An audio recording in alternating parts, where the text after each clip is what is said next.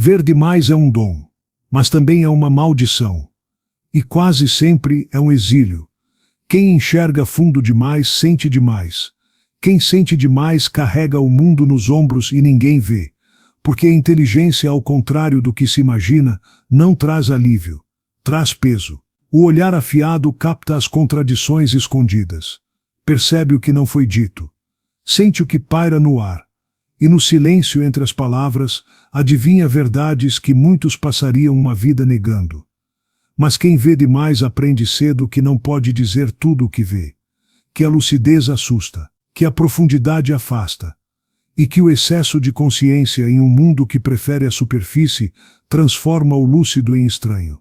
Carl Jung compreendia que a consciência elevada, aquela que observa os movimentos da alma, os jogos da persona, os impulsos da sombra, é tanto bênção quanto desafio. Porque enxergar é também sentir a dor do outro. É carregar as rachaduras invisíveis de cada ambiente. É não conseguir fingir que está tudo bem quando tudo vibra em dissonância. A inteligência profunda, não apenas racional, mas emocional e simbólica, torna o mundo mais nítido e por isso mesmo mais difícil de suportar. Onde os outros se distraem, o sensível percebe a farsa. Onde há mentira, o intuitivo escuta o ruído. Onde todos se acomodam, o pensante se inquieta. Mas ninguém aplaude a inquietação. Ela é incômoda. E quem a carrega, muitas vezes se cala. Isola-se. Adapta-se para não ser demais. E esse demais vira ferida. Ver demais é ver a si mesmo com nitidez insuportável. É perceber as próprias máscaras. É escutar os ruídos internos com amplitude total. É ser muitas vezes o único a nomear o que todos evitam. E o que fazer com essa lucidez? Alguns adoecem. Outros se tornam cínicos. Muitos mergulham em vícios sutis para apagar um pouco da nitidez. Outros silenciosamente quebram por dentro. E no entanto há uma saída. Mas ela não está em fugir da visão. Está em aprender a viver com ela. Em transformá-la de fardo em ofício. De exílio em altar. De dor em sabedoria. Porque aqueles que veem demais são os mesmos que podem curar o que ninguém ousa tocar. Há crianças que não foram feitas para brincar despreocupadamente. Não porque lhes faltou oportunidade, mas porque lhes sobrou consciência. São aquelas que desde cedo percebem os silêncios entre os adultos, que sentem quando o riso dos pais não é verdadeiro, que intuem o que não foi dito, e carregam esse não dito como um segredo pesado demais para seu corpo pequeno. Jung compreendia que a consciência não desperta em todos no mesmo ritmo, e que há almas que vêm ao mundo com uma espécie de visão ampliada, uma lente interna que as torna capazes de perceber a complexidade emocional antes mesmo de saberem nomear as coisas. Essas crianças não têm a infância roubada, elas a percebem com profundidade excessiva. Elas veem demais, sentem demais, questionam cedo demais, e nesse excesso algo se parte. Enquanto outras crianças correm atrás de bolas e gargalhadas, elas perguntam sobre a morte, sobre o sentido da dor, sobre o motivo do vazio que sentem mesmo quando está tudo bem. São chamadas de maduras, de intensas, de difíceis. Mas o que são na verdade é precocemente despertas. E esse despertar precoce tem um custo: solidão. Porque quem vê demais não consegue mais brincar com a mesma leveza. Quem intui demais teme dizer o que percebe. Quem sente demais aprende a esconder. E assim se constrói o silêncio interno, a adaptação, o disfarce. Mas o corpo registra, e a alma carrega. Com o tempo essa criança torna-se o adulto que ouve demais, que sofre por antecipação, que se responsabiliza por tudo e por todos, e que raramente encontra um lugar onde possa simplesmente existir, sem precisar se proteger de si mesmo. A infância do lúcido é marcada por uma ferida arquetípica, a ferida de saber demais, antes da hora, sem ninguém para confirmar que aquilo era real. E esse saber não some. Ele cresce, e se não encontra vazão, se não é elaborado, pode se transformar em ansiedade crônica, em depressão existencial, em isolamento disfarçado de independência. Mas há um outro caminho. Quando essa criança interior é reencontrada, não para ser corrigida, mas para ser escutada, algo começa a se curar. A dor da lucidez precoce se transforma em sabedoria enraizada. O fardo de ver demais se transforma em capacidade de guiar, de intuir caminhos, de compreender outros com profundidade rara. Se você sentiu que em algum momento da vida, essa criança era você, inscreva-se. Talvez esse seja o momento de escutar, com maturidade, o que ela tentou dizer o tempo todo. A inteligência, celebrada como virtude suprema, é também um escudo. E como todo escudo, protege, mas também isola. Para quem enxerga demais, a mente torna-se o primeiro abrigo, o refúgio contra a imprevisibilidade do mundo emocional, a torre de onde se observa tudo com clareza, mas sem se permitir sentir. Jung compreendia que a função pensamento, quando hipertrofiada, tende a afastar o indivíduo da experiência direta da vida. A racionalização se torna um mecanismo de defesa, o pensar excessivo, um modo de controlar o incontrolável, e o intelecto, uma muralha contra a dor. No fundo, o excesso de análise não é vaidade, é medo. Medo de sentir algo que não possa ser explicado, medo de se entregar ao caos do afeto, medo de perder o controle. E assim a inteligência se torna prisão. Quem vive nesse espaço mental hiperativo muitas vezes sofre em silêncio. Vive um cansaço que não é apenas físico, mas existencial, porque pensar demais também cansa. E mais ainda, distância. Distancia das emoções, das relações, do corpo, do instante presente. A inteligência analisa tudo, inclusive o que deveria apenas ser vivido. E nessa tentativa de compreender tudo, perde-se o sabor da experiência. A mente do lúcido está sempre em modo de alerta, antecipando, comparando, conectando pontos, desconfiando da simplicidade. Mas a alma não se alimenta de lógica, ela se nutre de vivência, de entrega, de presença. Quando a mente toma o trono absoluto da psique, o coração enfraquece, e aos poucos a vida vira cálculo, e o afeto ameaça, e a sensibilidade, um perigo que precisa ser mantido à distância. E assim mesmo cercado de pessoas, o lúcido se sente só, porque sua presença está dividida. Uma parte sempre analisa, outra observa, outra julga, e o momento real se esvai.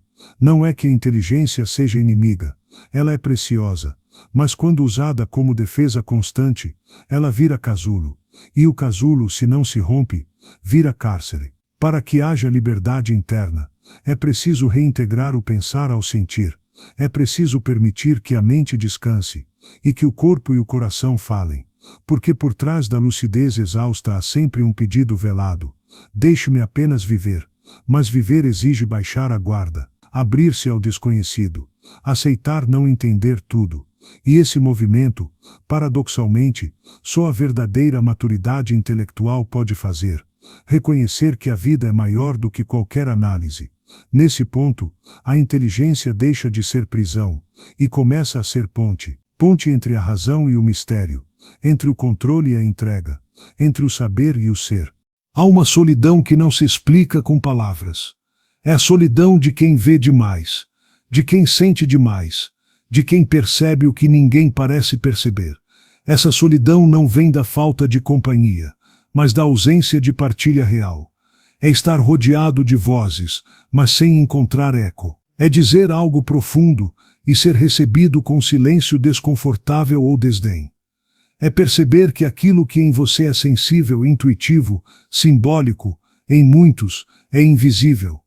Carl Jung chamava esse fenômeno de isolamento psíquico. É o exílio interno de quem desenvolveu uma consciência mais ampla do que o meio pode sustentar. E esse exílio não é escolha, é condição.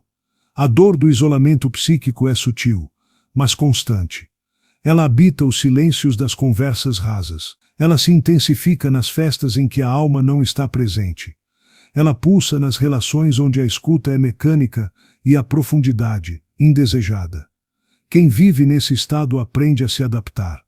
Cria versões sociais de si mesmo, filtra o que diz, disfarça o que pensa, simplifica o que sente. Mas por dentro, algo permanece intacto e solitário.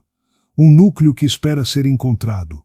Não pela massa, mas por um ser que veja, que escute, que não fuja da profundidade. Esse isolamento, quando não compreendido, adoece.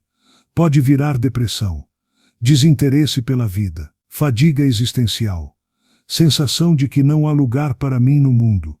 E não é arrogância, não é superioridade. É apenas a dor real de quem sente que seu mundo interno é vasto demais para os mapas oferecidos pela cultura. O lúcido não quer ser mais inteligente. Quer ser acolhido. Quer poder dizer: eu vejo isso e isso me dói, sem ser silenciado. A alma que vê demais muitas vezes se recolhe. E nesse recolhimento surge a distância. Mas também, se bem compreendido, surge a profundidade. É nesse lugar solitário que a verdadeira intimidade consigo mesmo começa. É ali que nasce a escuta da alma. A conexão com o invisível. O mergulho no simbólico. O isolamento psíquico é, paradoxalmente, o útero da individuação. É nesse vazio que o ser se encontra consigo. E ali algo novo começa a brotar. Não a adaptação, mas a autenticidade. Não o esconderijo, mas o lar interno. Ainda assim, dói. E reconhecer essa dor já é um passo. Porque toda dor que é nomeada começa a se transformar. Se você sentiu algo verdadeiro nessa parte da jornada, curta. Talvez esse gesto seja o fio sutil que une dois exílios e mostra que, na essência, ninguém está realmente só. A lucidez não é um estado constante de iluminação. Ela também cansa. Ela também pesa. Ela também adoece. Porque ver demais, sentir demais, pensar demais, exige demais. Há momentos em que o lúcido não aguenta mais enxergar. Não quer mais analisar, compreender, decodificar. Só quer silenciar. Só quer por um instante não saber. A alma, que por tanto tempo foi instrumento de percepção refinada, começa a dar sinais. Cansaço que não passa. Desânimo que não tem causa aparente. Apatia disfarçada de racionalidade. Dores que vêm do nada, mas que falam de tudo. Jung compreendia que a energia psíquica precisa circular, que o excesso de concentração em uma única função, como o pensamento ou a percepção simbólica, pode levar ao colapso. E o colapso, nesse caso, é a forma do inconsciente de dizer: chega, agora é hora de voltar ao corpo, ao simples, ao presente. A alma exausta não quer respostas. Ela quer chão, quer alimento, quer sono sem ruído, quer silêncio sem tarefa, quer o gesto pequeno, o toque real, a pausa verdadeira. Ela pede para parar de buscar sentido em tudo, para viver um pouco sem interpretar, para estar, ao invés de processar. Mas quem viveu uma vida inteira escutando o mais fundo, sentindo o mais forte, observando com atenção máxima, tem dificuldade de simplesmente ser, porque aprendeu que sua lucidez era o que o mantinha seguro, que entender era sobreviver, que sentir era perigoso. E então, quando a alma pede pausa, o ego resiste. Resiste por medo, por hábito, por não saber como é viver sem essa lente afiada sempre em funcionamento. Mas a pausa não é desistência. Ela é rito, é o intervalo necessário para que a alma possa se reequilibrar, para que o corpo seja incluído, para que o coração seja ouvido. Nessa pausa muita coisa emerge, as emoções abafadas pelo excesso de análise, a dor do corpo que foi ignorada pela mente, os desejos simples que foram silenciados pela urgência da lucidez. A pausa é o ventre da transformação, é o espaço onde o lúcido se reencontra com sua humanidade, onde o pensador reencontra o sentir, onde o observador reencontra o vivido.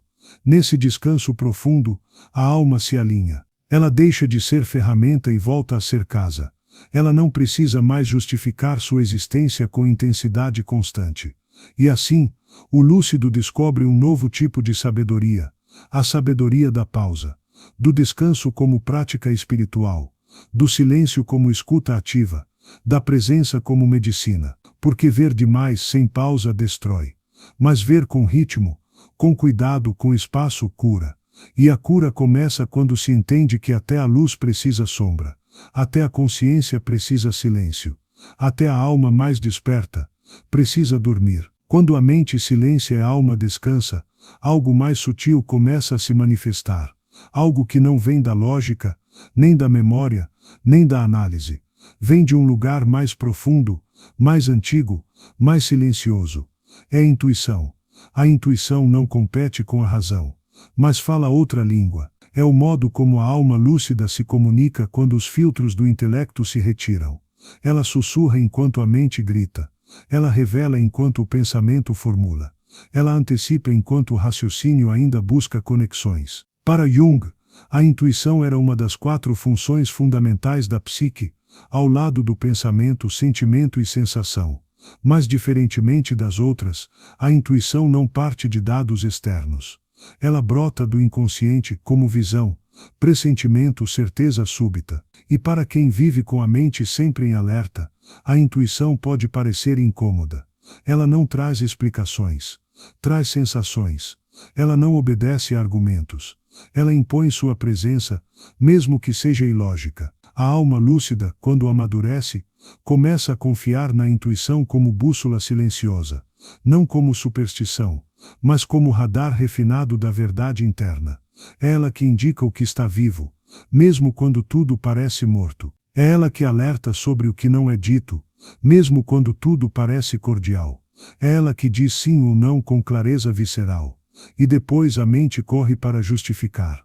Mas a intuição só floresce onde há escuta. E o lúcido precisa aprender a baixar o volume do pensamento para ouvi-la. É um exercício de humildade, deixar de lado o orgulho de sempre entender, para aprender a apenas perceber. Deixar de lado a urgência da prova, para acolher a sutileza do símbolo. A intuição é linguagem simbólica da alma. Ela fala através dos sonhos, das imagens recorrentes, das sincronicidades, das sensações súbitas de pertencimento, ou de alerta. E quando se aprende a reconhecê-la, a vida muda de tom. O tempo ganha outros ritmos, as decisões se tornam mais alinhadas, as relações mais autênticas. Porque viver a partir da intuição é viver desde dentro. É confiar na sabedoria interna que vê além das aparências. É honrar o que se sente antes mesmo de poder explicar. Muitos rejeitam a intuição por medo do que ela revela. Ela não é confortável. Ela não é diplomática. Ela aponta caminhos que exigem coragem. Mas o lúcido, em algum ponto da jornada, percebe que não há outra saída, que seguir apenas a mente é se fragmentar, que negar o sentir é se amputar, que ignorar a intuição é trair a própria alma. E então começa a escutar, primeiro com hesitação, depois com reverência, e pouco a pouco a intuição deixa de ser visita, e se torna morada. Uma voz interna que não comanda, mas guia, que não acusa, mas revela, que não cobra, mas conduz. A alma lúcida, quando aliada à intuição, se torna completa, porque deixa de apenas ver, e começa a saber. Saber não pelo intelecto, mas pela inteireza.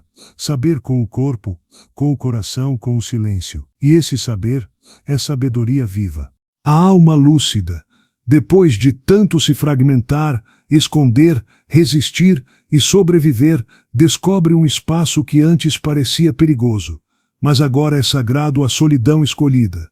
Não é mais o isolamento doloroso dos que não se sentem compreendidos, nem a retração forçada de quem foi rejeitado pela sua intensidade. É uma retirada consciente, um silêncio fértil, uma morada interior. Carl Jung reconhecia o valor arquetípico da solidão como parte essencial da individuação. A alma, para se escutar plenamente, precisa de silêncio ao redor. Não por misantropia, mas por necessidade de integração. A solidão escolhida é diferente da solidão imposta. Ela não machuca, ela cura. Ela não exclui, ela protege. Ela não endurece, ela amacia. É o espaço onde o ser retorna para si, onde o pensamento se alinha, onde o sentir encontra tempo, onde a intuição floresce. Na solidão o lúcido finalmente respira, sem precisar se explicar, sem filtrar suas palavras, sem performar nada. Ele apenas é. E esse ser, puro, sem adornos, começa a se mostrar na ausência do ruído externo. Surge uma paz estranha, uma liberdade nova, porque ninguém está olhando, ninguém está cobrando, ninguém está esperando nada. Nesse solo silencioso, a alma aprende a ouvir a si mesma. Os pensamentos, antes ininterruptos, perdem o tom de urgência. As emoções encontram espaço para se desenrolar. O corpo volta ao seu ritmo natural. A solidão se torna retiro. Não fuga, não recusa do mundo, mas preparação para voltar a ele com presença real. E nesse voltar, o lúcido percebe que não precisa mais estar em todos os lugares, nem agradar a todos. Descobre que o verdadeiro pertencimento começa no pertencimento a si. E que, paradoxalmente, quanto mais ele se encontra, mais genuinamente pode se conectar com o outro. Porque só quem habitou o próprio abismo é capaz de reconhecer a dor no olhar alheio. Só quem suportou o silêncio interno é capaz de escutar de verdade. A solidão escolhida ensina que estar só não é ser solitário, é ser inteiro, e que há momentos na vida em que é preciso retirar-se para poder nascer de novo. Assim como a semente só rompe a terra no escuro, assim como o casulo só gera asas no recolhimento. Se algo dessa travessia ecoou dentro de ti, comente. Talvez esse gesto, simples e silencioso, revele que a tua solidão também é partilhada. Toda jornada que atravessa a sombra, a dor e a lucidez excessiva chega, um dia, ao limiar do outro. Porque o sofrimento profundo, quando transformado, carrega em si uma semente, o chamado. Não é um chamado que grita. Não vem com aplausos, nem promessas de salvação. É um sussurro, uma pulsação interna, um reconhecimento silencioso. O que me feriu, agora pode curar. Jung compreendia essa transição como parte do processo de individuação, o momento em que o eu, jamais inteiro, volta-se para o mundo não mais por carência, mas por contribuição. E nesse retorno, há serviço. Servir, aqui, não é se anular. Não é salvar ninguém. Não é carregar os outros como antes se carregava a si. É algo mais sutil. É permitir que a dor transmutada se torne ponte. Que a lucidez cultivada se torne escuta. Que a solidão elaborada se transforme em espaço seguro para outros. O lúcido, agora mais inteiro, mais centrado, não precisa mais da máscara do Salvador. Ele aprendeu que não se cura o outro com conselhos, mas com presença. Que não se transforma ninguém com lógica, mas com amor. E que o verdadeiro serviço começa quando se deixa de querer controlar. O chamado ao serviço é, muitas vezes silencioso. Surge numa conversa casual, num olhar acolhedor, num texto que chega onde palavras comuns não chegam. O lúcido curador não procura palco, mas a sua jornada vivida, sentida, rasgada, é em si uma chama. E quem carrega essa chama, inevitavelmente ilumina caminhos. E não é fácil, porque servir com lucidez exige equilíbrio. Exige saber a hora de escutar e a hora de recolher-se. Exige dar, sem perder-se. Oferecer, sem salvar. Sustentar o outro, sem absorver sua dor. Essa maturidade só vem depois de muitas quedas, de muitas ilusões desfeitas, de muitos momentos em que, tentando ajudar, o lúcido também sangrou. Mas agora algo mudou. Ele aprendeu a reconhecer os limites do próprio campo. Aprendeu que não se trata de ser luz para ninguém, mas de estar presente quando a escuridão vier. E a lucidez que antes era fardo, agora é farol. Não um holofote, mas uma vela acesa na escuridão. Pequena, serena, inabalável. Nesse ponto da jornada, o sentido do sofrimento começa a emergir. Não como justificativa, mas como oferenda. Não como dívida, mas como legado. O lúcido que serve não tem respostas prontas, mas carrega perguntas vivas. Não dita caminhos, mas sustenta espaços onde outros possam encontrar os seus. E esse serviço silencioso é, talvez, o ato mais revolucionário que a alma pode realizar. Porque enquanto o mundo grita por atenção, o lúcido oferece presença. Enquanto muitos prometem curas fáceis, ele sustenta processos reais. Enquanto tantos negam a dor, ele a honra, a escuta, a integra. E assim sua existência se torna medicina. Não por perfeição, mas por verdade. Depois da descida ao abismo, do silêncio escolhido, da escuta da intuição e do chamado ao serviço, resta um último gesto, o retorno à simplicidade. Não se trata de regressão, nem de negação da profundidade conquistada. Trata-se de integrar, de voltar ao mundo comum, não como antes, mas agora inteiro. O lúcido retorna, mas não mais para fugir, provar ou se proteger. Retorna com leveza, com gratidão, com uma nova percepção. O sagrado está no pequeno. Jung sabia que, ao final da jornada de individuação, o self, essa totalidade que emerge do confronto com a sombra e com o inconsciente, não exige feitos grandiosos. Ele convida à presença, ao enraizamento, à vida vivida por inteiro, mesmo nos gestos mais cotidianos. O lúcido agora encontra sentido em preparar uma refeição, em caminhar descalço, em ouvir uma música antiga, em dizer bom dia com o coração atento, porque ele aprendeu que a alma não se alimenta apenas de ideias elevadas, ela também precisa da terra, do riso leve, do toque sincero, da rotina feita com presença. E é nesse cotidiano restaurado que a lucidez encontra repouso. Ela não precisa mais brilhar, nem se defender, nem explicar. Ela apenas é. A casa interior foi reconstruída. Não há mais pressa em buscar o extraordinário, porque o extraordinário está, agora, nas coisas simples feitas com alma. Tomar um café, olhar o céu, regar uma planta, abraçar alguém com inteireza. Tudo isso se torna ritual. Tudo isso se torna templo. O lúcido que retornou da travessia aprende a honrar o comum, e ao honrá-lo cura os fragmentos finais de si mesmo, porque ali, na banalidade da vida, o self sorri. Não é mais necessário explicar o mundo, nem salvar ninguém, nem provar valor. Agora basta viver. Viver com verdade, com ritmo, com presença. E essa presença é suficiente.